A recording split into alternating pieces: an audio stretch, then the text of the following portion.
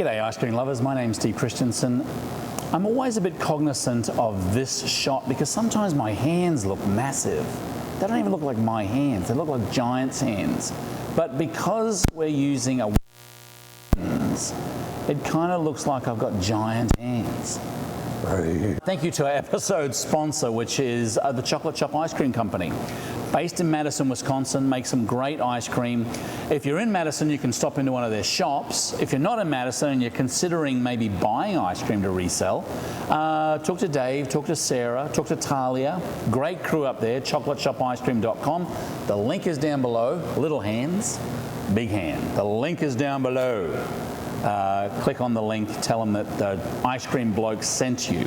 Great question in the comments that we received a communication from a store owner who said that they basically stopped sampling in the pandemic, and lo and behold, they were more profitable from the standpoint of they could get more people in, people were making decisions quicker. They didn't have people putting their hand in there, try this, try this.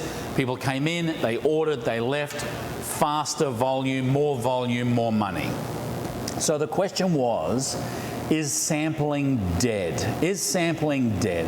I don't know whether sampling's dead, but I do have some thoughts on it. I do think the process of putting mini spoons or whatever way that you were sampling and delving into this container of mini spoons and handing over a mini spoon, that may be gone the way of the world.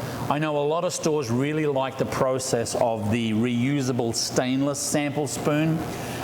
And it looked really good, but again, the perception of the customer is this spoon clean, is it not? I think you can go, and I think you're going to see more of individually wrapped options. I do think that sampling will change a little bit, but if you are considering taking sampling out right now, then now would be the time to do it. I think pre-COVID and pre-pandemic, if you said, look, no more samples, I think people would think, oh, you know what, this is crazy. These ice cream people are all grumps, we're going to go somewhere else.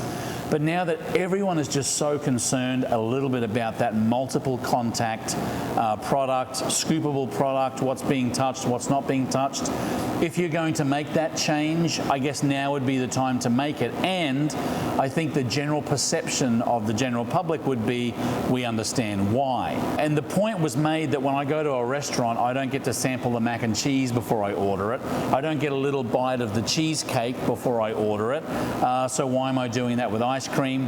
And I get that point of view, although that was part of the wonder and the magic of coming to an ice cream shop, was dipping in and having a little bit of a taste of all of the different flavors. So yes, I do think sampling is going to change.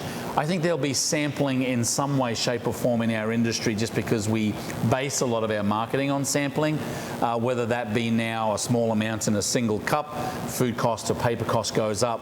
But I do think that if it's been successful for you and you've been able to get a lot more people through the door based on the fact that you're not giving an individual sample, I think you could continue with that and not have too many people upset the fact that you're not doing sampling anymore. Look, just mulling over the situation, it's fascinating how COVID and the pandemic and your customers' perceptions of health and safety and procedure are affecting the way that we sell and market our product. It's fascinating, really.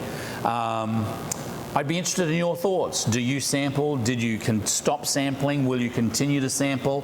Love hearing how your store is doing. And it also helps those people who are new to the business get a bit of an idea. So that's the question. Do you sample? How do you sample? Will you stop sampling? Thank you again to our sponsor, Chocolate Chop Ice Cream. Great sampling of Chocolate Chop Ice Cream. And if you have any questions about the ice cream business, now's the time to ask them. Steve at scoopschool.com, info at scoopschool.com, scoopschool.com, Conecon2020.com for the ice cream trade show coming up on November 10. Keep on scooping. We'll see you in the next video.